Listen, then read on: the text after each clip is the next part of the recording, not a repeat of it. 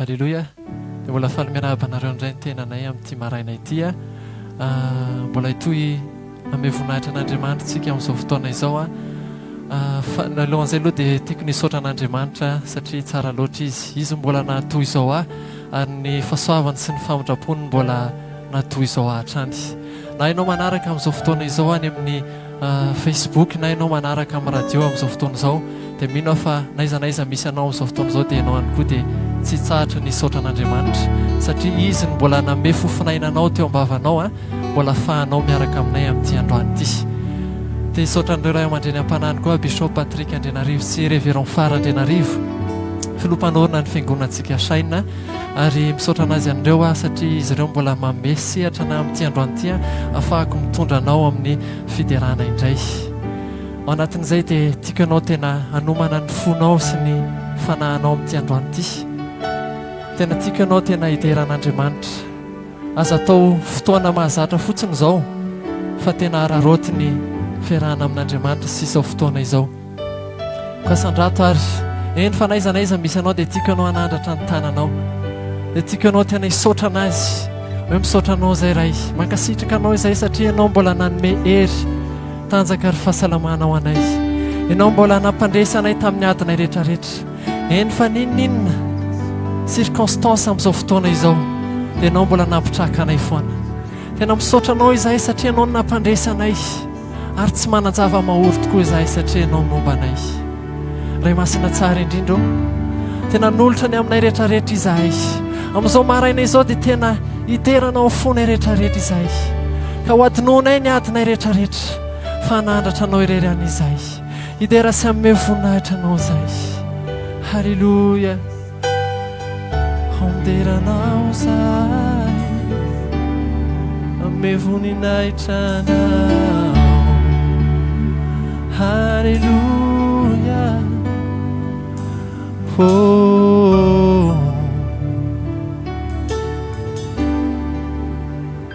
miteranao izahay manajanao, miteranao izahay manajanao, fa tsara indrindra anao, mendrika ny teranao, fa tsara indrindra anao, mendrika ny teranao. Ndao iraintsika mifotsika izany. Miteranao izahay manajanao, miteranao izahay, miteranao izahay manajanao, fa tsara indrindra anao, fa tsara indrindra anao, mendrika ny teranao, fa tsara indrindra anao, mendrika ny teranao. Oh, miteranao izahay, miteranao fonay rehetrarehetra izahay, miteranao, miteranao izahay manajanao. Ndao iraintsika amin'izany, miteranao izahay, indrianao, mendrika ny teranao, fa tsara indrindra anao, mendrika ny, fa tsara indrindra anao, tsara indrindra anao, mendrika ny teranao, tsara indrindra anao, mendrika. Ndao iraintsika ihany izany, tsara indrindra anao, mendrika ny teranao, tsara indrindra anao, mendrika ny teranao. Oh, mendrika ny teranao. Oh, azanatra ianao, fa tsara indrindra anao. Oh, miteranao izahay, miteranao izahay, fa tsara indrindra anao. Oh, fetsika faran'izany leranao izahay,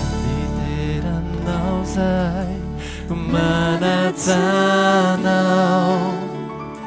miteranao izahay manajanao. sanao fa tsara indrindra anao mendrika ny tery anao tsara indrindra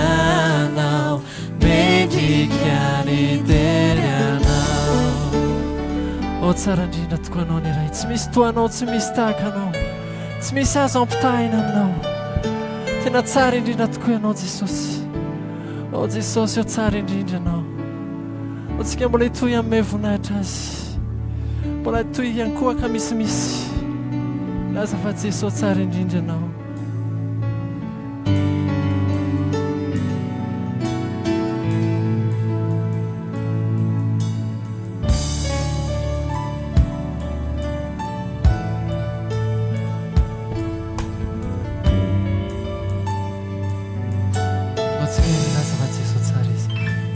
Sotsa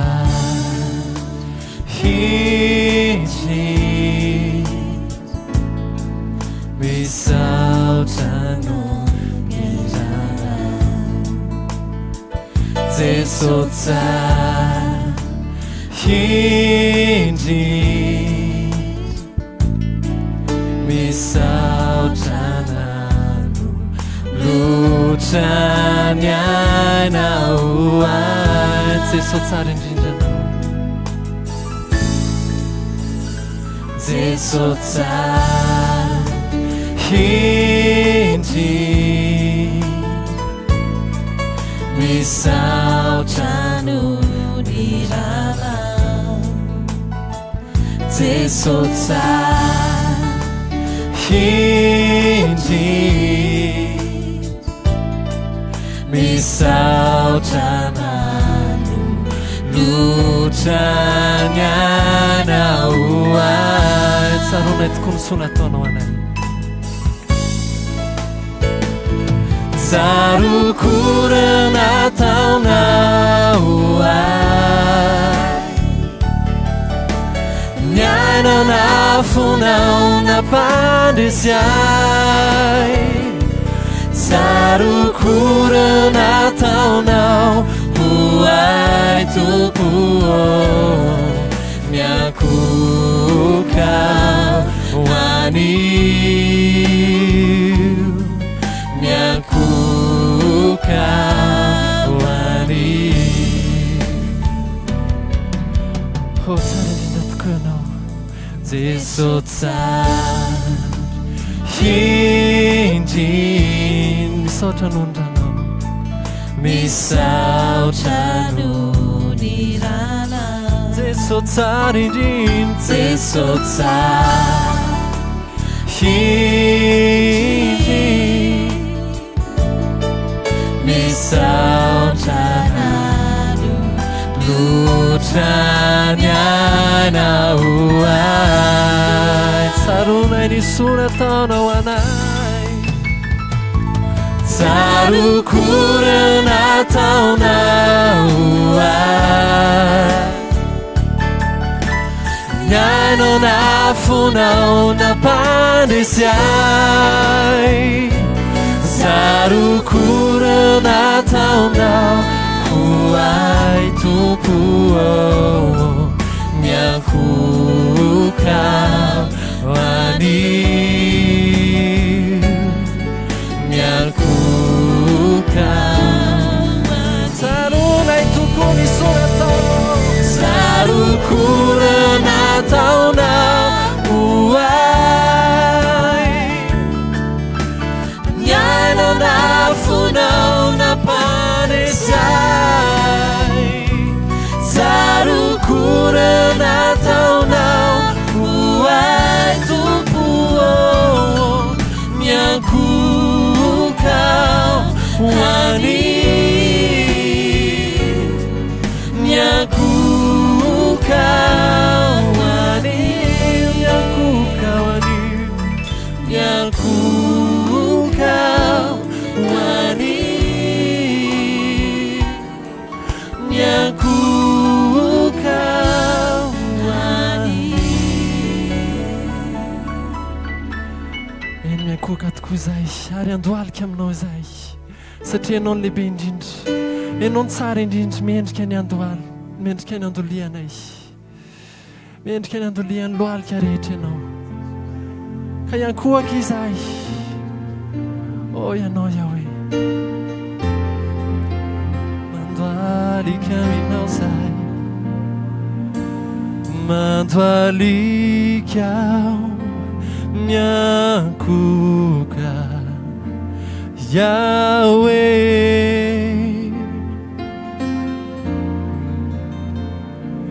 mandoalika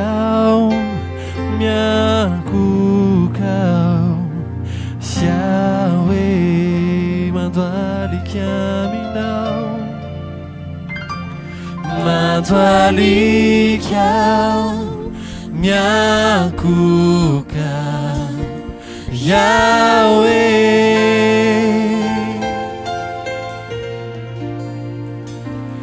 mandoalika miankoka Yahweh. Ndao fiatsika an'izany, mandoalika aminao zahay, mandoalika miankoka Yahweh, mandoalika aminao zahay, mandoalika miankoka Yahweh, Yahweh, Yahweh, Yahweh, Yahweh, Yahweh, Yahweh, Yahweh,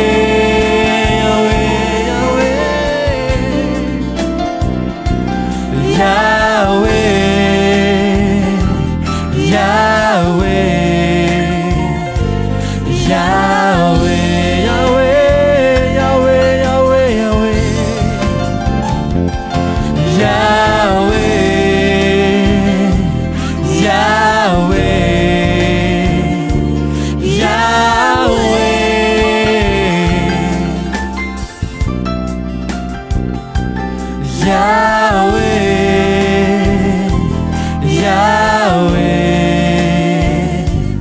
Yahweh, Tikanao tena hira amin'ny fonao, o mandoalika izahay, mandoalika miankoka Yahweh, oh mandoalika aminao, mandoalika miankoka Yahweh, irao mafy izany Yahweh,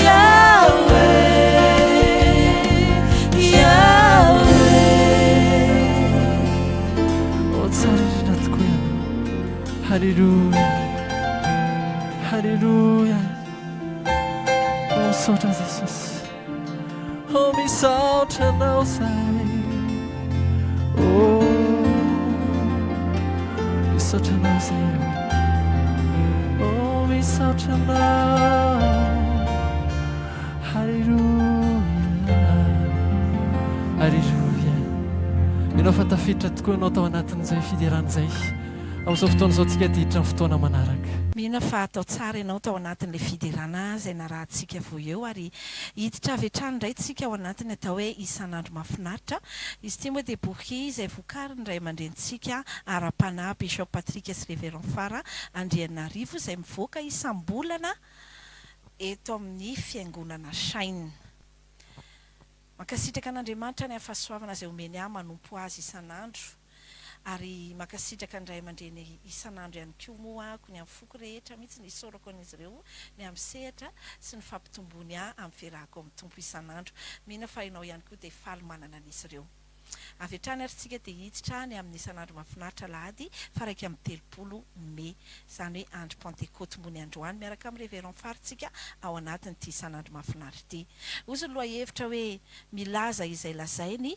fa izay ihany no marina. Izay ny lohahevitra nitondrany ny isan'andro mahafinaritra androany. Salamo fa 720 andiny fahatelo no nakana ny fampahirezana. Ozy ny tenin'Andriamanitra hoe zava-mahalaza no anambarany anao ry tanànan'Andriamanitra. Dia ozy ny fanazavany révérend anatin'izy ity hoe raha samy manana ny filazany ny olona, ny zava-misy koa ohatrany miresaka izay lazainy, ny fahavalo koa etsy andaniny dia manana koa lazaina foana amin'ny zavatra rehetra amin'ny fiainanao. Fa ao anatin'izany rehetrarehetra izany dia mila vonona ianao hino sy handray izay lazain'Andriamanitra irery, na izay filazany mombanao sy ny fiainanao.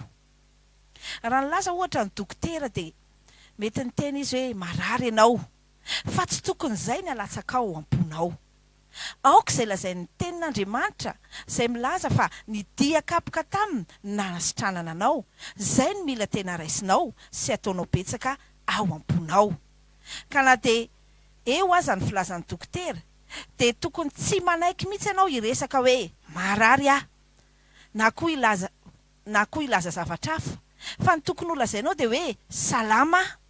satria efa nentin'i Jesosy avokoa ny aretiko rehetra. Amin'ny lafim-piainanao rehetra dia tokony vonona foana ianao handray izay lazain'Andriamanitra anao, ary tsy hanaiky handray zavatra hafa ankoatra izay filazany sy izay ambarany mombanao. Ny tompo efa nanao ny zavatra rehetra sy niaritra ny zavatra rehetra mba ho anao fotsiny ihany. Isan'ny fomba iray ahafahanao mandray sy mifaly ka mitondra ny vokatra tsara ho amin'ny fiainanao dia ny finoanao sy ny fandraisanao izay lazainy amin'ny tenanao sy ny fanambaranao izay lazainy, ary izay foana no ambaranao amin'ny finoana. Rehefa miteny izy fa voatahy ianao dia tena voatahy ianao. Rehefa miteny koa izy fa ambinina ianao dia tena ambinina ianao. Ary rehefa miteny izy hoe mpandresy ianao dia tena mpandresy ianao. Izay lazainy ihany ny marina, fa tsy izay lazain'ny zava-misy, na izay lazain'ny olona, na izay lazain'ny fahavalo, na izay mety fahatsapana ihany koa, na izay hitan'ny masonao. Mampivelara fisainana tsara sy ambony araka izay lazainy mombanao. Noho izany ampitovio sy ampifanarao amin'ny filazany izay mombanao ny fomba firesakao mikasika ny fiainanao amin'ny zavatra rehetra isan'andro. Zanaky ny mpanjaka ianao,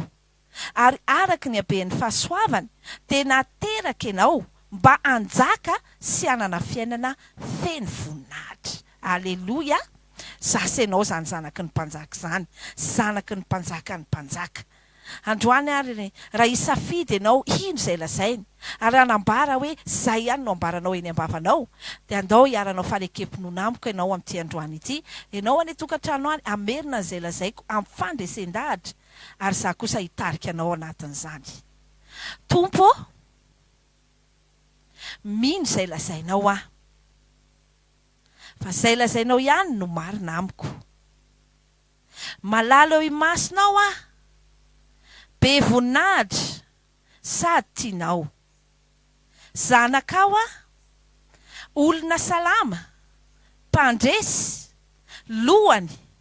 ny fahasoavanao sy ny fitahianao dia amiko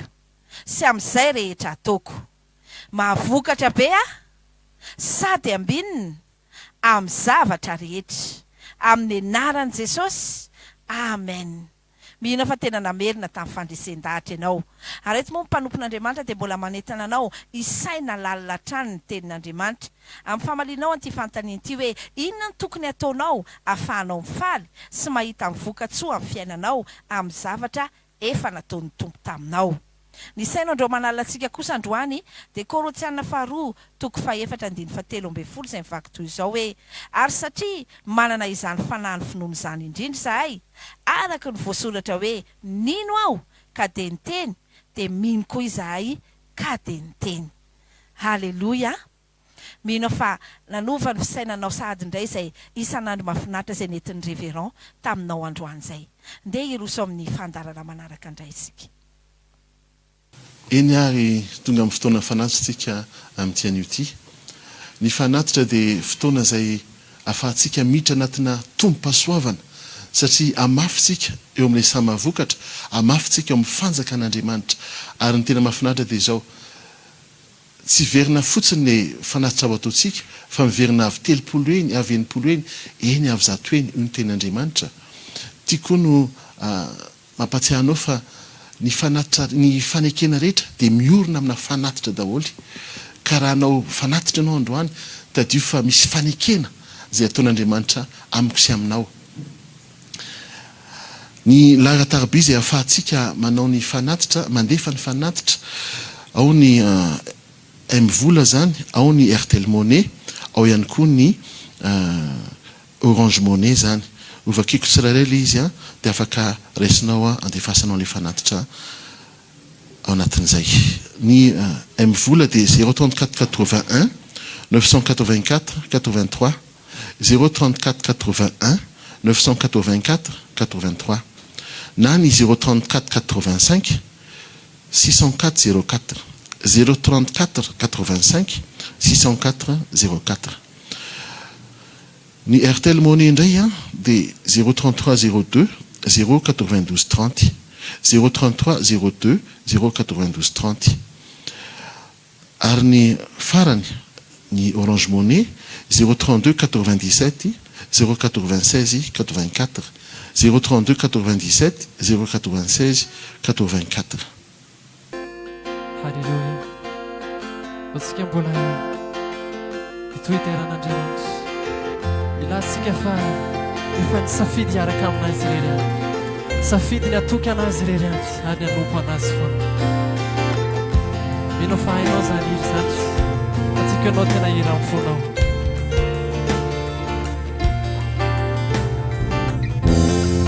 Fa nisafidy aho ny atoky anao. Fa nisafidy aho ny hanompo anao. Hataoko ahoana indray ny alaminao. Fantatro fa tsy hanary ianao. Fa ny zavadrehetra miara-miasa hasoay. Tiako ianao, babonao aho, babonao tanteraka. Hato lasa tsy hay intsoniny ny anirery tsy anilanao. Tiako ianao, babonao aho, babonao tanteraka. Hato lasa tsy hay intsoniny ny anirery tsy anilanao.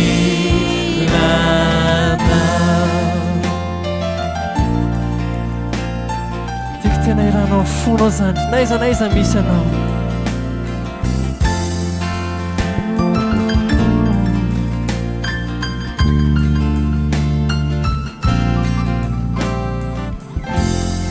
Efa nisafidy aho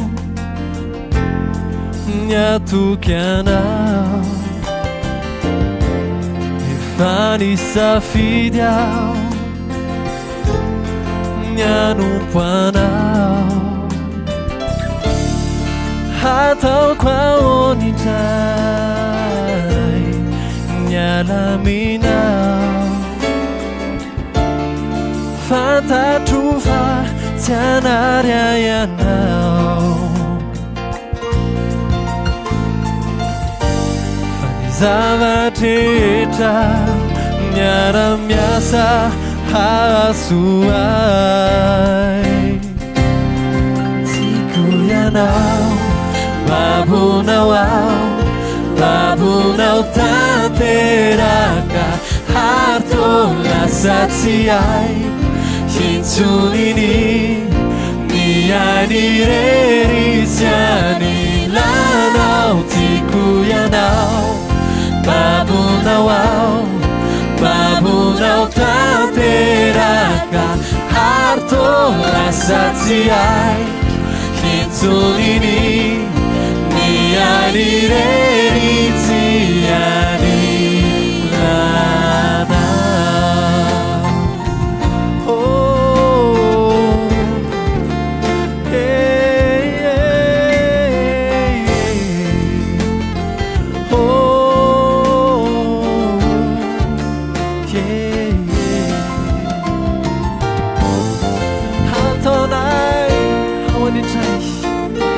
Atonay ao anindray nialaminao Oh, safidy izay miaraka aminao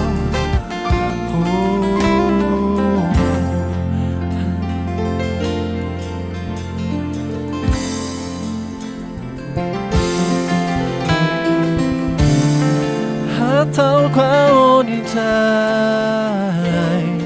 nialaminao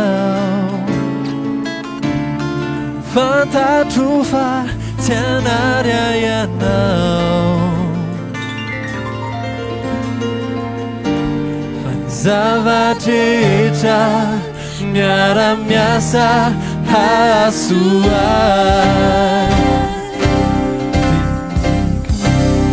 Tiako ianao babonao ao babonao tanteraka harto lasa tsy hay hintsoniny ny any rery tsy any lanao tiako ianao babonao ao babonao tanteraka harto lasa tsy hay hintsoniny ny any rery tsy any lanao Oh, hallelujah Hallelujah Misaotranao zay tsy alaminao toko izay Oh, hallelujah Hallelujah Ivavaka isika ny amin'ny fanatitra zay ho atao amin'ity an'ity. Raha io misaotra anao amin'ny anaran'i Jesosy zay.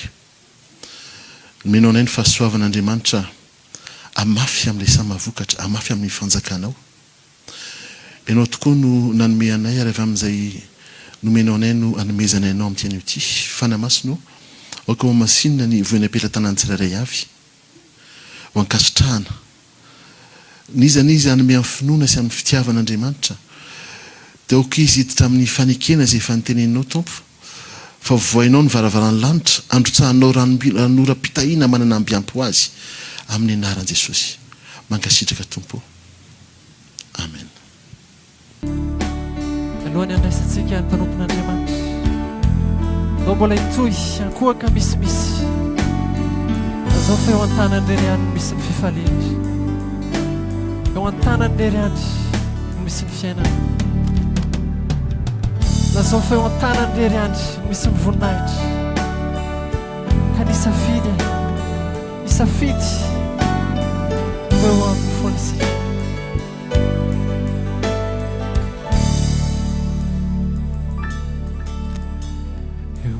Tananao feno fifaly taotro rery mangina zary izy toanatreanao zay hoe veriko voninahitro tsy afako ireareako intsony Tuanatreanao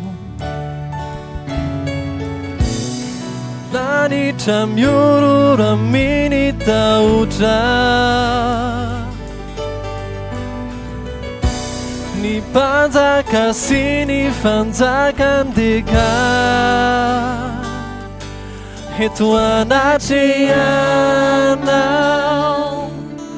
miondrika eto anatrehanao tany sy lanitro iray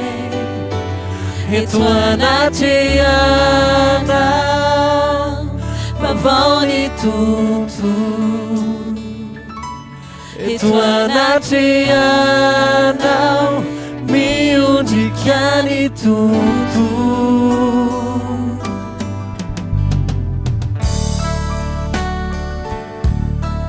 halleluja tsara loatra ny fanatrehanao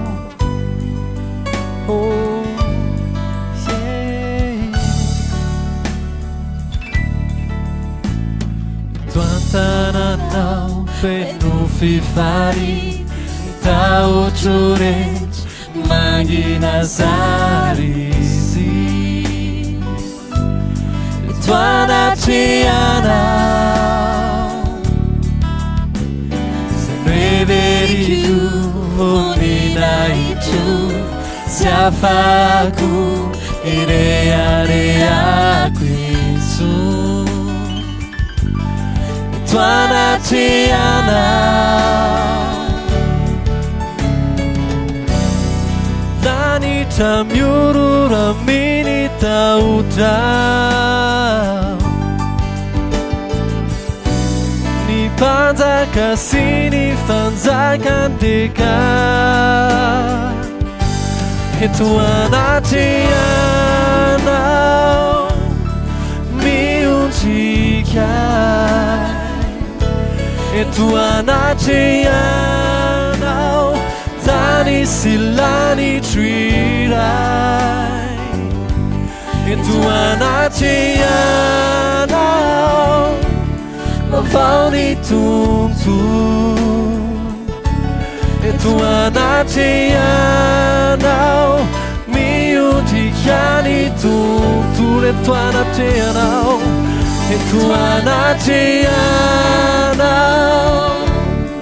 miondrika eto anatrehanao tany sy lanitro iray eto anatrehanao vavao ny tontolo eto anatrehanao miondrika ny tontolo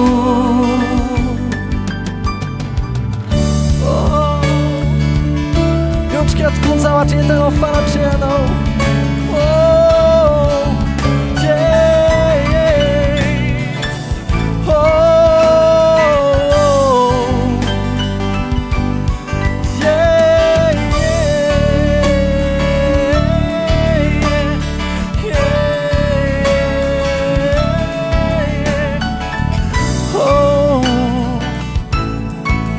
Antsika ilaza fa tsara indrindrany magaga loatra ianao indri magaga loatra afy anao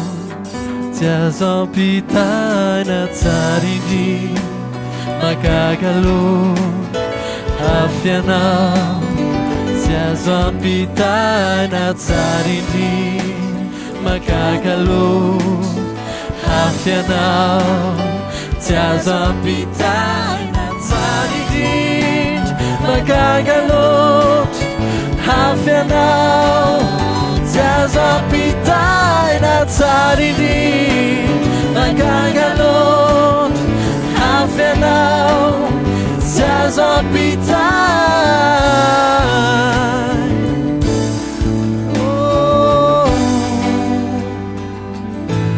eto anatrehanao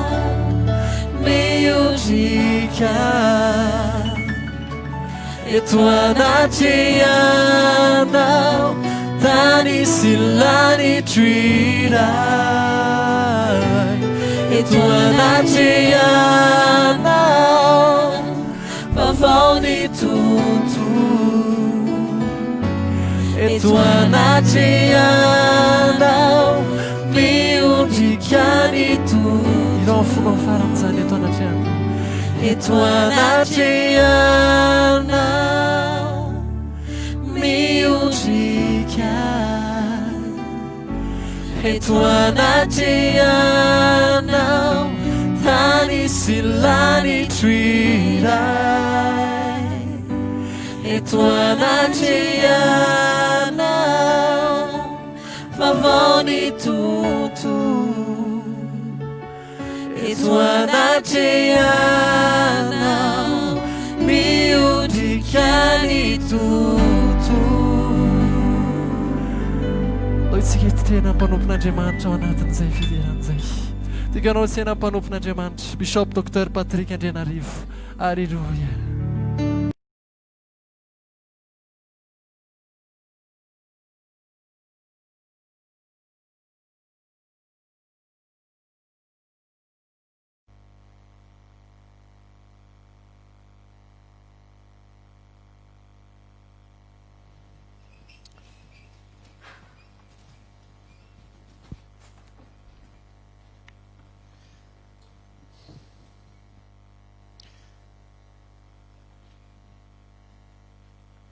Faly miarabantsika rehetra indray natratra nyty pasika azafady pentekosta 24 ity na dia eo aza ny fibonana ny confinement dia sotran'Andriamanitra tsika afaka miona amin'ny tompo aty an-tranony ary tombontsoa lehibe ho antsika izany. Baiboly tsy inona dia milaza fa misy fotoana anankitelo ao anaty baiboly intelo isan-taona izay hionantsika amin'Andriamanitra dia ny fotoanan'ny pasika, ny fotoanan'ny pentekosta ary ny fotoana ny tabernakely. Tsy hoe akorintsika mandeha miverina hitandrina andro sy lalàna fa fotoana no resahantsika. Andriamanitra dia manana ny fotoanany amin'ny raharaha rehetra ety ambany masoandro ary mino fa androany dia hamanganao manokana ny tompo. Io moa dia atsiarovantsika ny nanomezan'Andriamanitra ny fanamasina ho an'ny nofo rehetra. Mino androany fa izay fanamasina koa hamangy antsika tsirairay avy. Fanamasina misaotra anao izay amin'ny anaran'i Jesosy fa manana tombontsoa indray izay andreanao androany. Ianao ny tena tiako tena hamangy ny rehetra. Mionrehetra na azo fionana aminao anatin'ny teninao. Ary na inona mety etaetany manokana. Ny angatahako tenao mihitsy ny hamaly izany androany. Amin'ny anaran'i Jesosy. Amen. Maka ten'Andriamanitra isika ao amin'ny Zakaria 4 ka ny 9. Zakaria 4 ka ny 9.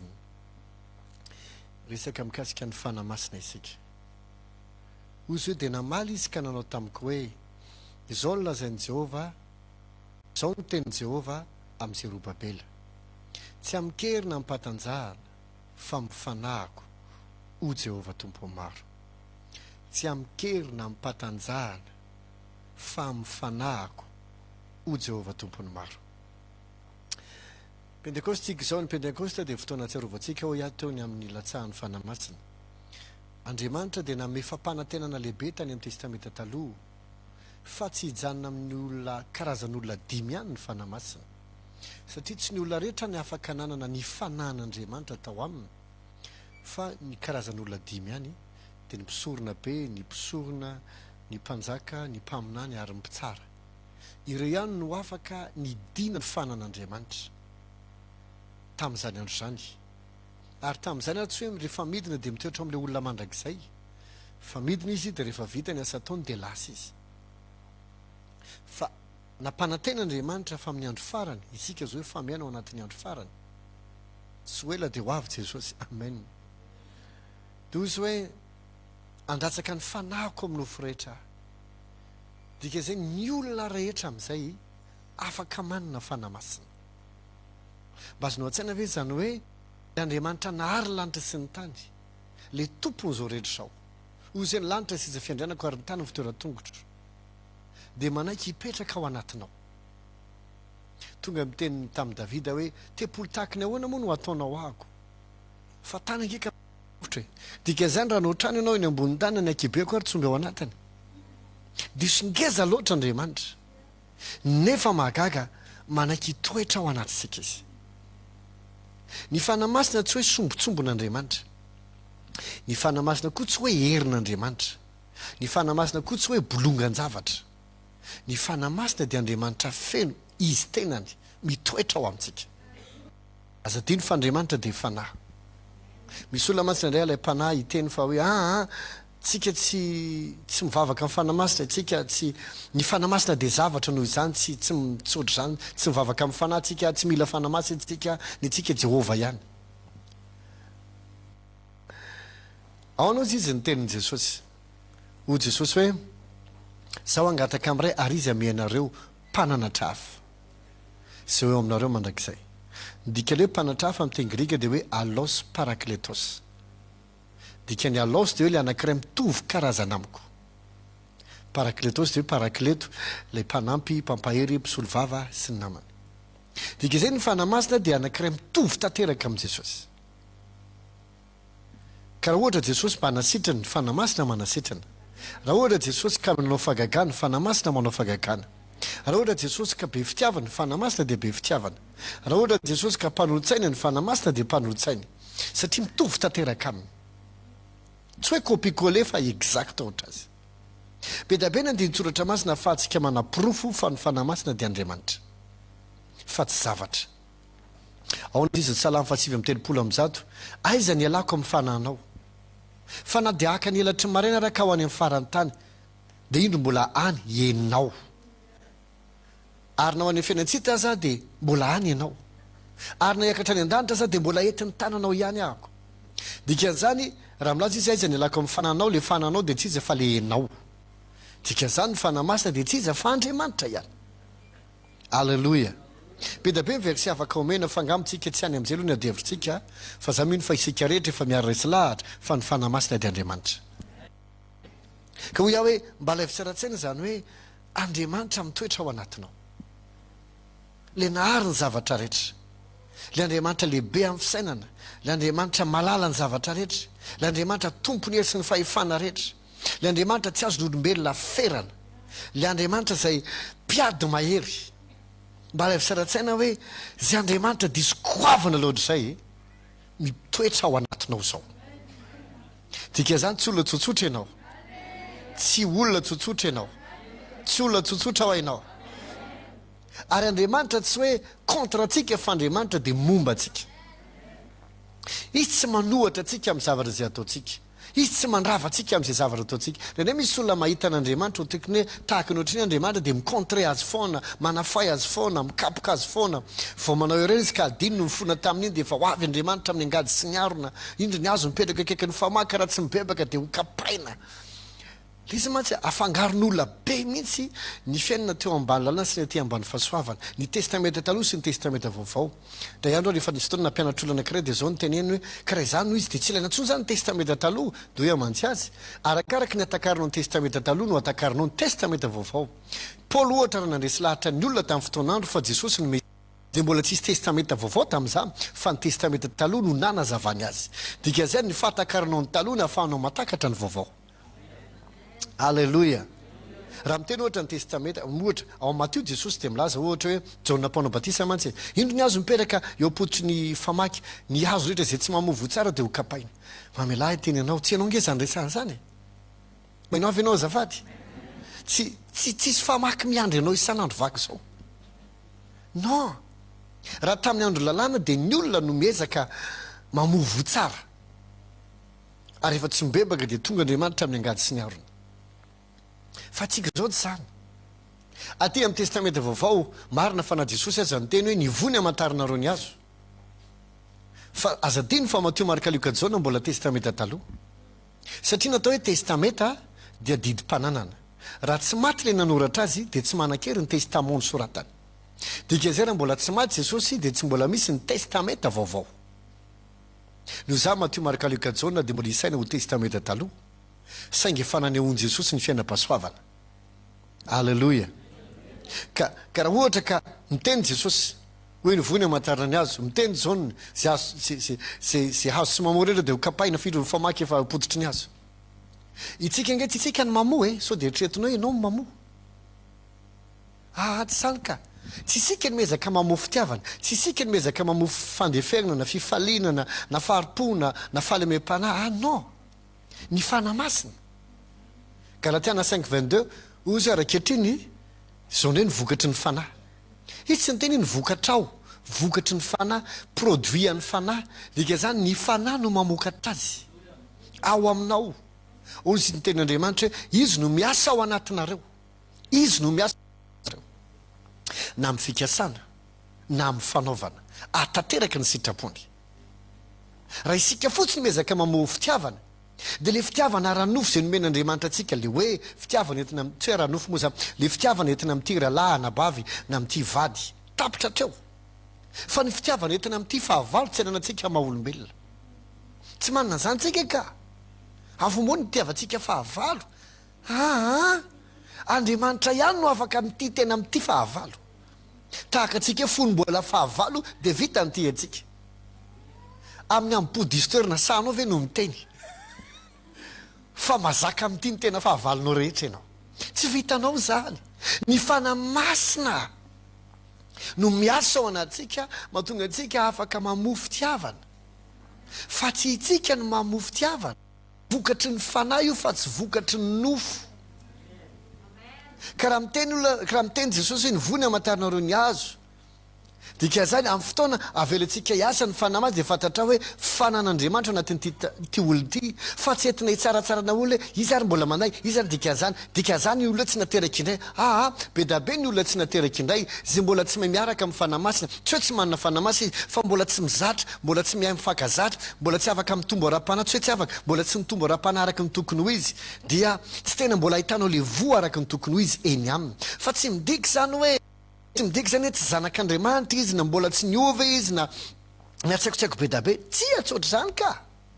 fa arakaraky ny tombona ao fiarana amin'ny tompo dia hitanao me mivoaka amin'izay le voany fanahy araveriko foana vokatry ny fanahy fa tsy vokatrao ny testamenta taloha dia miandry anao amoa ny testamenta vaovao dia andriamanitra mamoa amin'ny alalanao amen rehefa mivoaka ny isanany mahafinaritra dia mividiana fa anaty isan'ny mahafinaritra ako dia misy fampianarana be da be mikasika ny fahasoavana zay ampianarinay ao ny lalàna sy ny fahasoavana miaina ambany lalàna miaina ambany fahasoavana biby maloto sy ny biby madio inona atao hoe fahasoavana sy namana sy namana be da be mikasika ny resaka fahasoavana voa avy amin'ny fanahy voa avy amin'ny nofo sy namana zany rehetrarehetra zany ianaranao ao mba tonga anao tena iaina amin'ny fahasoavana fa tsy hafangaronao daholo ty rehetrarehetra ty ataoko anaty fonoteny zay fa te hiverina atao amin'ny hoe asan'ny fanamasina masina indray dia atambaritsika isika miasa sy ny fanamasina miasa amin'ny fotoana tena mietsika ny fana tonga dia renao fa tsy ianao zay miasa zay na même mana amin'ny fotoana mivavaka azy ianao rehefa ny fanamasina zay no miinspire anao mivavaka dia ianao ihany tonga dia malala hoe ohatrany tsy zaly nivavaka teo satria ianao izy mivavaka amin'ny alalanao dia tahaka izay koa misy fotoana koa ohatra ianao mety ohatra ny mivavaka ao amin'ny marary mametra tanina marary ny sainao mety dia metrahako tanina ny lohan'le olona fa ny fanamasina ndray mahatonga anao mikasika ny lamosin'le olona tadidiko tsara nisy olana rary teto to amin'ny ritsy dia nivavahana dia tamin'izay aho dia niteny hoe niteny tamin'ireo mpiara-miasa rehetra hoe tonga dia aton'le olona dia antany io ny any aretany dia afirina na razy dia atovy amin'ny taratasy a dia tazomin'le olona dia nivakiko le taratasy dia hoe ny tongony avy dia ohatrany hoe tsy afaka ny forotra andeha hivavaka ao azy a dia nagaga fa ny tongony havanana ny vavahako dia rehefa vita le vavaka dia sitrana le olona dia nijolo vavolombely dia zao ny teneniny diso izy izy nosorata-le olona nefa za tsy namerina na ny tany fa nosorata-le olona hoe tongona avy nefa havanina le marary fa nagaga ozy izy le havanina ny vavahan'ny pastera tanao raha saina nitondranao an'le izy dia tany amin'ny tsy tokony ho izy ny vavahanao fa fotoana miasa ny fanamasina dia renao hoe tsy ianao za miasa zany dia tahaka izay koa na resaka voan'ny fanamasina teo angamba tsy hidirantsika lavitra be ntsony fa ho iaho hoe zava-dehibe zany andriamanitra ao aminao zany miaraka aminao andriamanitra tsy micontre atsika ny baiboly aty amin'ny testamenta vaovao dia mazava be mihitsy andriamanitra dia momba atsika ary andriamanitra momba atsika iza ny ahatohatra atsika andriamanitra tsy manohatra ny zavatra ataonao zany tsy mibloqué ny zavatra ataonao zany Andriamanitra tsy manana olana aminao zany tsy manana problema amiko sy aminao na ny kelera Andriamanitra fa ny fahotantsika rehetra sy ny azosoantsika rehetra sy ny vokatra zany rehetrarehetra dia efa nataony tao amin'i Jesosy na lasa sy nakehitriny ary no avy no zany tsy manana olana aminao Jesosy tsy manana olana aminao Andriamanitra mila hitanao fa tianao izy poro anao momba anao Andriamanitra miara-miady aminao Andriamanitra ao aminao izy 24/24 mba fantatrao moa fa tamin'ny testamenta taloha rehefa ohatra ka misy olana anankiray nanota dia lasa izy maka ondry ohatra dia ondry tsisy klema dia hoentina any ampisorona iny dia rehefa avy eo apetrany amin'ilay ondry ny tanany dia miaiky ny fahotana eo izy dia rehefa avy eo dia vonoany mpisorona ilay ondry iny dia alainy rano dia afafy amin'ilay olona dikan'iny dia zao le tsy fisitsiny ananan'ilay ondry lasan'ilay olona fa ny fahotan'ilay olona lasan'ilay ondry dia rehefa entina ao amin'ny efitra masina ao amin'ny tempoly le fanaovana fisokonana in'le ranondry tsy le ondry tsony bataina makany fa ny ran'le ondry ny afafy eo amin'ny fitoerana masina ka rehefa hitan'Andriamanitra fa ondry tsy misy klema tokoa iny dia eken'Andriamanitra na hoe accepten'Andriamanitra le fanatitra zay atao dikan'izay eo mason'Andriamanitra iny olona zay nitondra n'iny ondry iny dia miverina tsisitsiny ty ran'le ondry ty zany dia mireprésente an'le olona teo misolo toerana an'le olona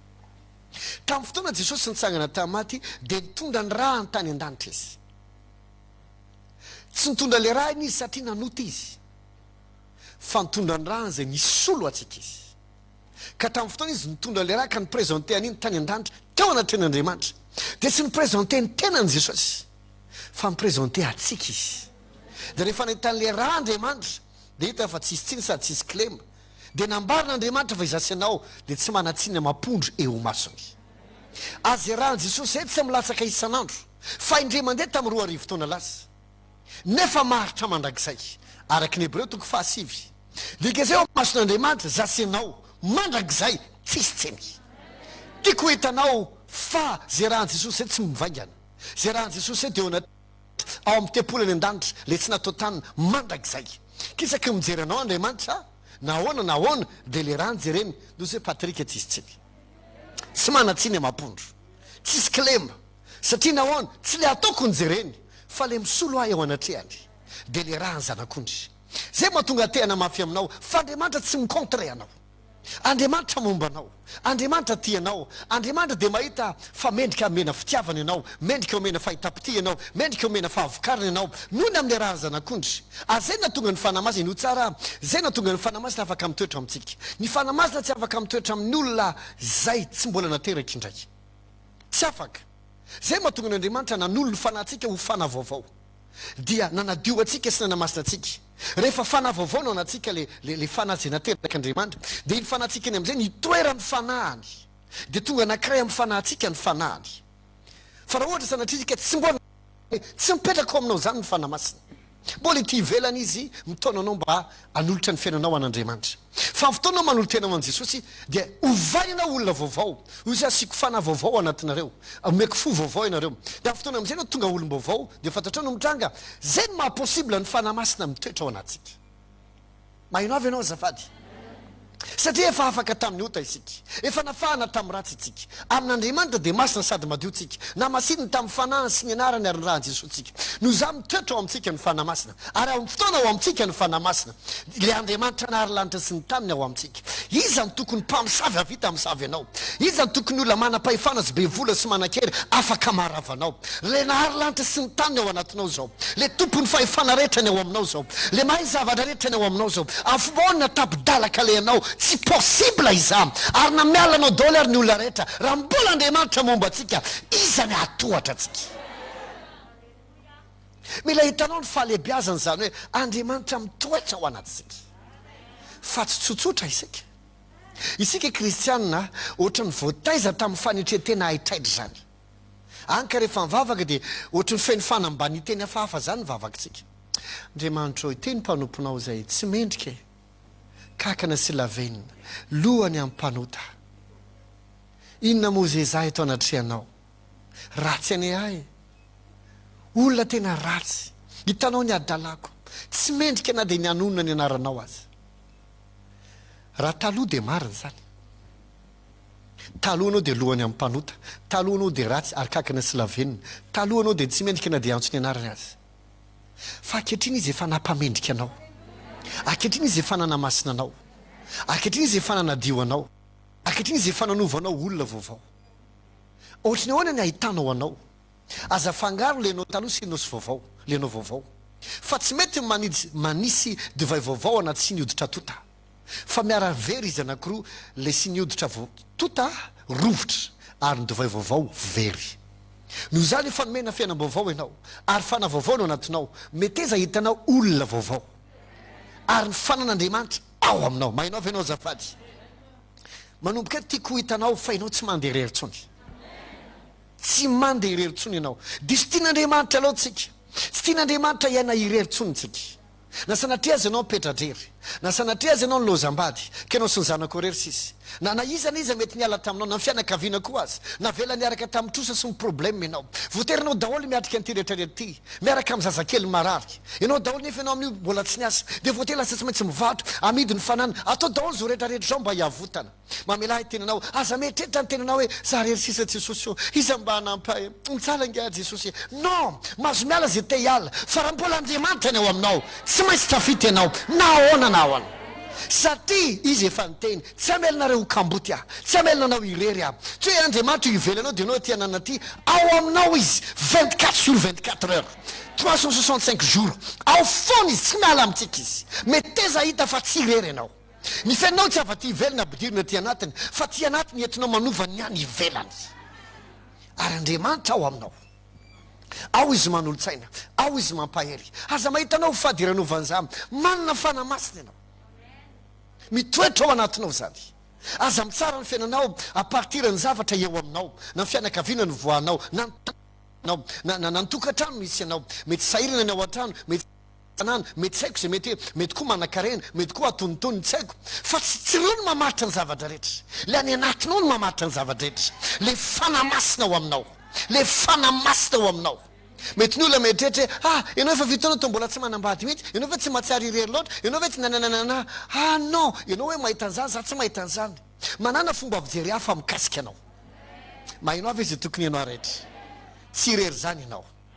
Ary aza mieritreritra fa rehefa mandalo zavatra sarotra ianao na impossible, dia hijarina impossible foana io zavatra io. Tout est possible avec Dieu. Ny zava-drehetra dia possible amin'Andriamanitra, possible amin'Andriamanitra, possible amin'Andriamanitra. Ny mahatonga l'izy tsy possible dia ny finoantsika sy ny fisainantsika. Ny finoantsika sy ny fisainantsika. Satria mety efa nizarina tamina zavatra negativa ianao. Fantatrao ve fa ny cerveau antsika olombelona, zareo mpahay siansa sy mpandingana resaka cerveau an'olona no laza, fa ny cerveau antsika dia tsy miova ny information anatiny, tsy miova ny fahafahantsika ny manova ny fisainantsika io raha toka zavatra negativa lava ny teneniny. Fa ny fomba aingana be iovan'ny cerveau antsika sy ny anaty lohantsika dia avy amin'ny zavatra pozitiva ihany. Raha miteny amin'ny zazakely ianao hoe aza manao an'ity hoe ianao efa teneniko foana tsy hanao an'io, fa tsy teneninao azy ny antony tsy hanaovana azy sy ny tokony ataony, dia ho averiny foany nama ataonany ary. Efa teneniko anao tsy hanao an'io, dia averiny foana. Satria le zavatra teninao azy dia zavatra negativa. Fa raha miteny ohatra ianao hoe tsy mety ny ametranao eo fa hitanao ianao nge olona mahay, ianao nge olona mijery, hitanao raha vaataonao eto dia sy mity, fa hitanao ianao nge olona intelligent tsara, ataovy eto le izy dia hitanao tsara, fa sady tsy mianjery eo any tsy simba comment dia hitanao amin'izay tsy miandry ela be. Herinandro raha ela indrindra dia tsy mametraka ntsony amin'izay izy isaky ny ametraka, fa apetrana eto dia sady tena eto mbola izy maman. Ny antony dia satria le fomba nampitanao zavatra tsy negativa ntsony. Voatenao le tianao teneniny, fa saingy zao tsy amin'ny fomba negativa, dia mora tamin'ny cerveau hanandray azy. Zay no mahatonga ny olona zay rarana lava tsy mety afaka amin'ny ratsy, satria tsy zany no manova ny cerveau andra olombelona. Tsy maintsy information positiva ihany. Mahainao tsara venao azafady? Ianao make exemple farany zay tsotra akipio masonao. Alohan'ny ikipio masonao dia zao, jereva daholo zay zavatra fotsifotsy rehetra hitanao atao amin'ity trano ty. Na ny eo akaikinao na ny telefôna na namanao na poketra leo akaikinao na ny aty amin'ny alitara, jereva daholo fotsifotsy, zay fotsy. meko folo segondy anao ijery fotsifotsy zay fotsy rehetra ao jereo tsara zay fotsy rehetra hitanao hatramin'ny akanjona dekonina akaikinao de zao akopio masonao akopio maso am'izay tsy misy mitrisy izy za mahita zavatra fotsifotsy anankifolo nisany ohatra hoe ianina fotsy azao fotsy azao fotsy iza mahita fotsifotsy anankifolo atao amin'ny efitrano tsangana ny tanana aha izy ndray anankidimy ny hitany eritrety hoe aizavara izy ndray mahita anankiray raha roa telo ihany ny hitany bon zao ndray ary izy ndray mahita zavatra akopio masonao diza daholo nahita zavatra orange tsangana ny tanana akopio maso ka iza nahita orange teo tanao tsisy nahita ahirato am'izay masonao fantatrao misy orange ato fa ianao ny tsy nijery ny antony de tsotra satria ny baikoko ny cerveau-nao tsy hijery afa-tsy ny fotsy de zay zavatra koatra ny fotsy tsy tadidiny sainao tsony ary na de misy ozy bavy zao manao orange eo akaiky lera vavy fa tsy ny marikely zany satria fotsy any no ny tenenin'azy azonao ve le tiako atongavana dika zay anao karatoka ny resahana foana hoe ianao mantra ianao tsy tafavoaka ianao zao de tsy hitanao mihitsy fa misy côté anankiray koa inge hoe ianao mahomby ianao salama ianao tafita ianao mahery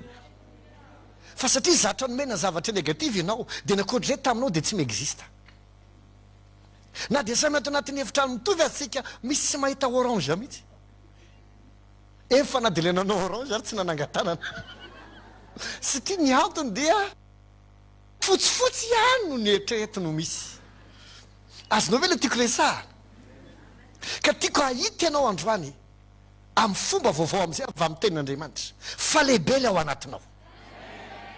tsy fahantrana foana tokony ho hitanao tsy hoe tsy fisina foana tokony ho hitanao tsy miasa tapakandro foana mila hitanao tsy ny fiainan'ny vola mila hitanao fa afaka mahita koa ve ianao fa Andriamanitra afaka mame vola be na de tsy miasa Andriamanitra afaka manasitrana de tsy makany amin'ny dokotera Andriamanitra afaka mahatonga anao tafita nahoana trangan-javatra enanao misy fasy anankiray misy côté anankiray ny fiainana fa tsy any am'le negativa lava Andriamanitra de momba atsika ka iza ny atohatra atsika halleluja oya hoe halleluja ny fanamasina ao amitsika tiany Andriamanitra ikanina fiainana tena tsara tsy mena anatina impossibilité lava fahoriana fijaliana ahoana ny impossible an'le hoe fiainana tsara sy fiain'ny fandresena ozy tsy amikerina mipatanjahana fa mifanahako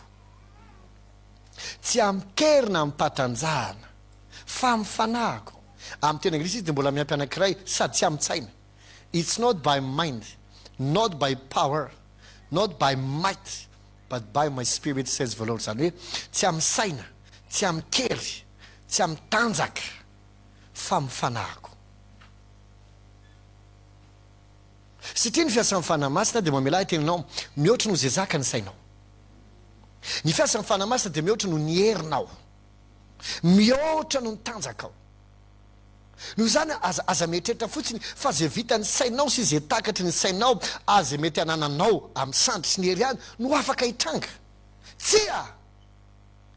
avy amin'irao le izy mihoatra lavitra noho ireo avy amin'ny fanahiko ho Jehova alleluja oya hoe halleluja tamin'ity fotoana ity de zao tena Andriamanitra tamin'izay Zerubabela iza moa ianao ry tendrombohatra eo alohan'ny Zerubabela izy fa ho tonga tany lemaka ianao nefa izy tsy amikerina mpatanjahana fa mifanahy io tendrombohatra io koa raha sainabavy afaka etro azo andehanana eny ambonin'ny olana azo itsahana ny olana afaka miainga ambonin'io ianao amin'ny alalan'ny fanamasina nisy fotoana Jesosy amin'le andro amin'ny alina be mihitsy nandeha teny ambony rano de hita amin'ny mpianatra doso ny mpianatra hoe matotoy io fo Jesosy hoe za ihany ty fa za matahotra nisy eo tamin'ny mpianatra tamin'ny fomba tamin'ny endrika hafa zay mbola tsy hita mihitsy izy tao anatin'ny fotoana ny alina mety mandalo ny alina ny fiainanao koa ianao zao mety mandalo ny tsy fahafahana manao zavatra ianao zao satria rehefa amin'ny alina de tsy afaka miasa itsika tsy afaka manao zavatra zao fotsika atsasany ihany no afaka manao zavatra mety mandalo fiainanao ianao zao fa taiseho aminao koa Andriamanitra amin'ny endrika mbola tsy nahitanao azy mihitsy. Mety ny fahitanao hatramin'izay hoe ny matotono ohatran'izany na ny ohatran'izao ihany azafady foziny tanora hoe ny enjana ihany mahavita an'izany. Tsia ny manana fanahy masina afaka mahavita an'izany. Tenao zany ary ao aminao izy. Alleluia. Mba fantatrao hoe fa ny fanahy masina dia fanahy ny fanasitranana. Na inona aretinao, ninona tsindriko tsara, ninona aretinao. Afaka manasitrana anao ny fanahy masina satria fanahy ny fanasitranana izy. Afaka manafaka izay mety fatorany demoly amin'ny alalan'ny aretina amin'ny vatanao ny fanahy masina satria fanahy ny fanasitranana izy. Afaka ho salama ianao androany. Na ahoana aretinao, afaka ho salama ianao androany. Ninona ny taizanao hatramin'izay raha mbola aretina, azo tranony ianao ary ny fanahy masina manasitrana anao. Zao lazain'ny Romana 8:12 raha ny fanahy izay nanangana an' Jesosy tamin'ny maty no mitoetra ao anatinareo dia izy no hamelona ny tenanareo mety maty amin'ny fanahiny izay ao anatinareo. Dika zay io fanahy masina izay ao anatinao io tsy tonga ao hanao vakansa io fa tonga ao hanasitrana ny vatanao. Ninona mety zavatra tsy mety aminy na nisy malformation nao hatramin'ny mbola kely na tsy mety tsara ny fonao na ny avokavokao na ny amin'ny vavonao na amin'ny tsinaina na ny amin'ny tranonjazanao na iza ninona aretina amin'ny vatanao tonga ao izy amelona zay maty rehetra. Anio afaka sitrano ny fanahy masina ianao. Na sanatria aza manana arety nify tena efa nitaiza efa elabe anao. Na sanatria aza mety manana arety maso nitaiza efa elabe anao. Na sanatria aza misy ozatra amin'ny tambokina vokatry ny accident ao amin'ny vatanao ao ary orona foana fa tsy mety miverina amin'ny loana. Azo ny fanahy masina verina amin'ny loana za fa tonga ao izy amelona ny vatanao. Na sanatria aza mivilona ny taona an-damosinao na nisy mipika atao taminao tamin'ny mbola kely azo ny fanahy masina verina amin'ny loana zany. Tamin'ny fotoantsika tamin'ny lahady hariva dia niresaka mikasika ilay mosoara iny dia nisy olona nilaza fitondram-pavolombelona olona avy any Tamatavy. Zao ny teneny hoe nananjanaka izay ozy izy zao ny taonany dia ho zanakeo izy izy ohatrany hoe tamin'ny mbola kely ohatrany misy malformation zany malformé dia manana problème lasa ohatrany hoe mona tsy tena afaka ny teny fa ny tena mbavaka foana dia efa nomboka afaka ny teny fa ny problème izy efa 4 ans izy fa tsy nandeha dia tena mbavaka foana. Fa tamin'le mouchoir iny izy nalainy amin'ny vady le mouchoir dia nivavahana izy natao tamin'le mouchoir. Ny zavatra nitranga izy ny apitso maraina mandendehibe afaka amin'ny lalao le zazy. Iza nanao an'izany? Fanahy masina. Ny fanahy masina mitondra ny heriny. Misy olona njoro vavolombelona ozy hoe tamin'ny mbola kely izy ny zavatra nitranga tsy tadidiko le tantara fa tsy tadidiko le ina moa le zavatra nitranga dia taorina zay izy dia tsy afaka mivilona amin'ny taolana dia lasa tsy afaka mibata zavatra mihoatra ny roklao izy mihoatra ny roklao dika izay rehefa mihoatra ny roklao ny kitapo dia efa ajanona fa taoriana le hoe nalaina le mouchoir dia le mivavahana iny dia safony tamin'iny lamosina zavatra nitrango izy nanao test amin'izay izy mibata zavatra mavesatra tsy hainy nitsonona izy ary sitrana tanteratra izy. Iza manao an'izany? Fanahy masina. Fanahy masina. Azonao an-tsaina ve ny tiako resahara zay tsy vita ny herinao zay tsy vita ny sainao vita ny fanahy masina. Alleluia. Ka be da be raha fitsona vavolombelona no tantaraiko anao hoe natao anatin'ny confinement dia tena feno hatramin'ny resaka asa taoriana ny fansorona deloilo reny be da be ny fahagagana amin'ny tranga ka itsika androany tsy voatery hampiasa deloilo tsy voatery hampiasa mouchoir fa fanahy masina tenany mihitsy androany afaka miasa ao anao izy mety ozy le raha matoana kristy taoriana nisy mananjanaka izy mpifoka rongony be mihitsy rola fa rehefa misorany deloilo ny zavatra nitrango tonga dia tsy tia rongony intsony ary tsy mifoka intsony mandraky tiany androany. Ahoana moa zany ngena deuxième toxique na tsy hoe kory midika eto dia tsy tia hifoka intsony figo mahatonga azy mifoka an'io koa fanahy maloto koa ankoatra ny fahazaran-dratsiny fa rehefa tonga ny fanahy masina misy zavatra kitily anatinao any mety tsy vitanao manova ny vadinao mety tsy vitanao manova ny zanakao fa vita ny fanahy masina vita ny soamatsara satria fanahy manova izy mainao avy ianao azavady tsy amikerina mimpatanjahana fa amin'ny fanahiko. Ny fanahy masina dia fanahy ny fahamatsiana. Izany ny Jehovah Jireh, izany ilay Jesosy mpamatsy. Izy fanahy masina mitondra ny fanatren'Andriamanitra raisy Jesosy ao anatsika. Izy no mamatsy rehetra ilainao na inona everinao sy angatahanao azo ny fanahy masina omenanao zany. Olona njoro vavolombelona hoe mivavaka izy tam'le resaka mosoara iny mba tena ho tain'andriamanitra vidinamody de nikapoaka tamin'iny poketra de zao izy nefa nanonona chiffre mihitsy hoe zao tsy maintsy azoko fa fois 4 le izy ndray no nitranga tanao fotoana miasa ny fanamasina may manao mihoatra no zay verinao sy angatahnao izy mihoatra no zay verinao sy angatahnao olo anankiray zay hoe efa tsisy efa 50 000 sisa teo aminay mivady justa hoe sakafo tsisy karama nefa mbola tsy fantatra mbola oela tsy hoe anao ahoana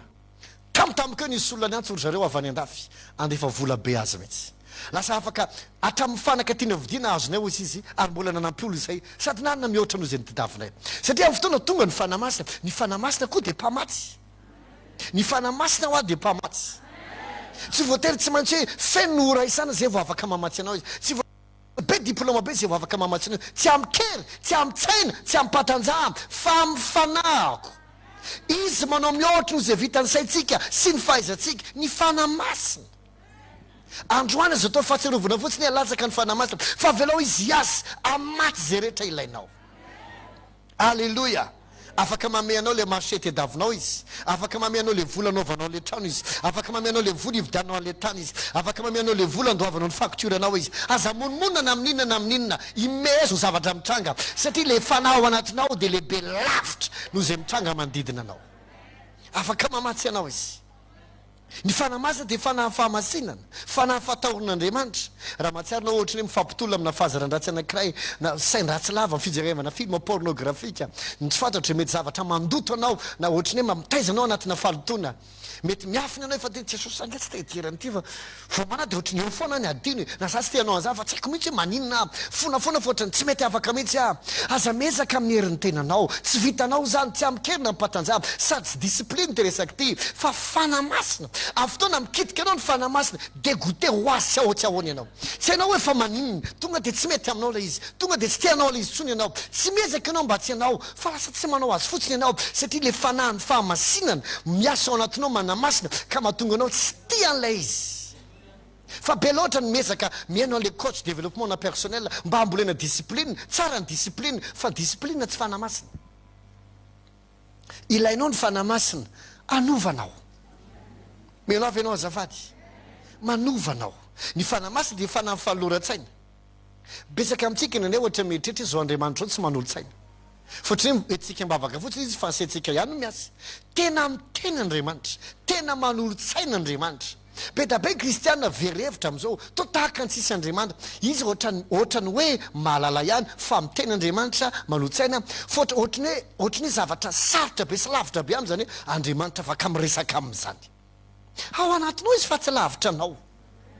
tena miteny tena mampianatra tena mame fanambarana afaka miteny izy amin'ny nofy afaka miteny izy amin'ny fahitana afaka miteny izy rehefa maky baiboly anao afaka miteny avy ao anatinao ao izy tsy voatery maheno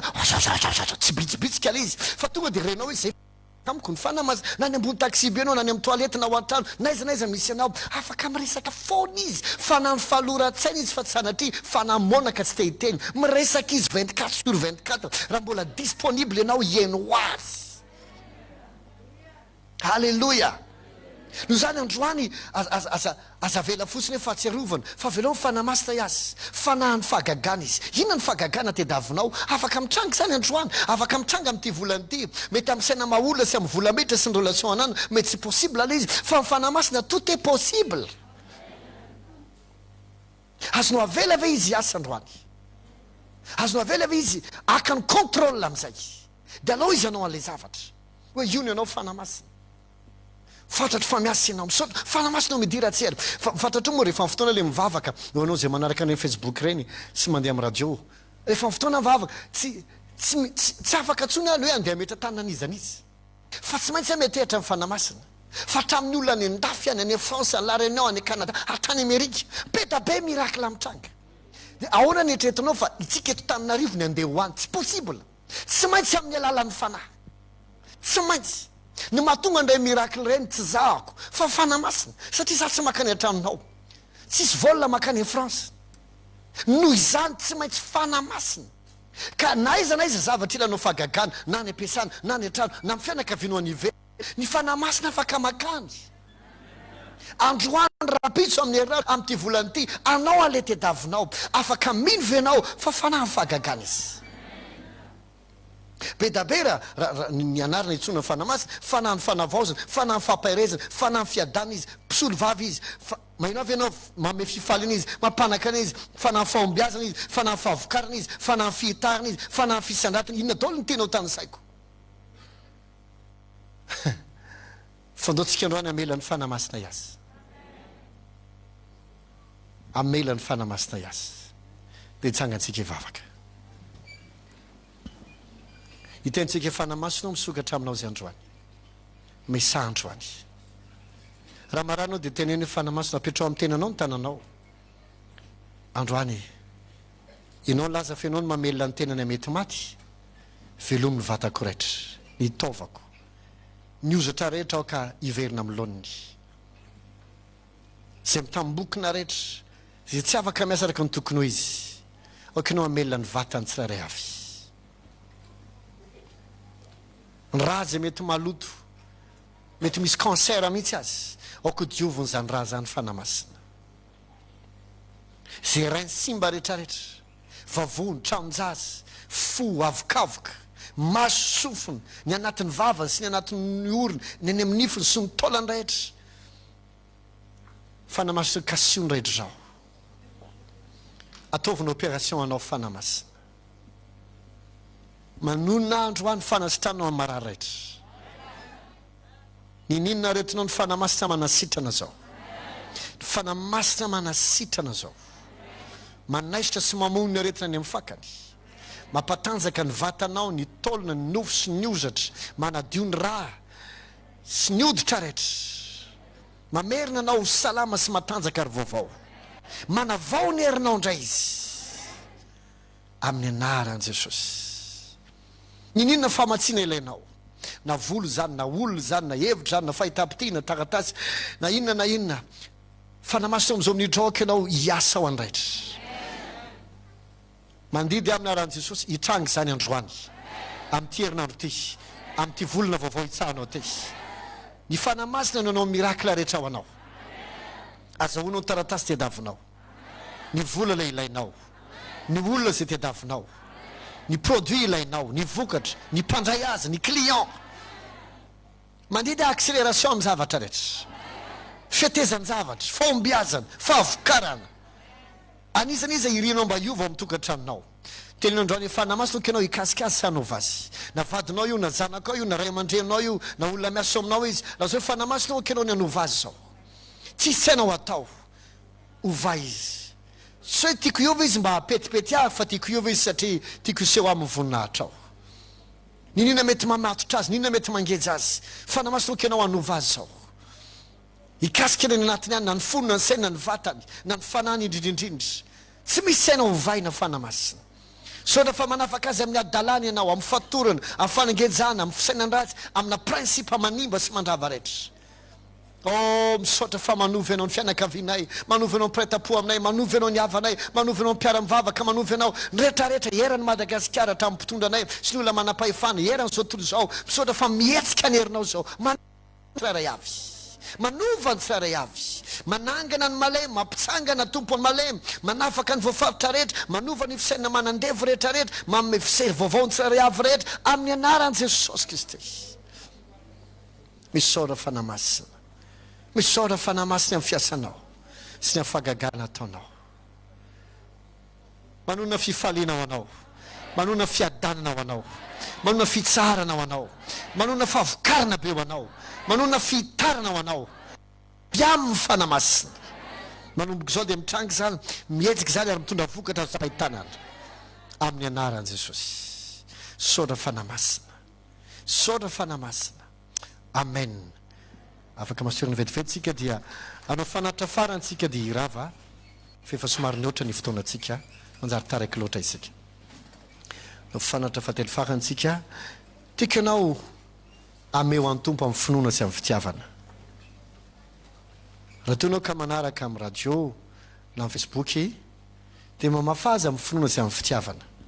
amin'ny finoana sy amin'ny fitiavana halleloja azaka ihatra zany tsy mampalasa lavitra ny fahihirana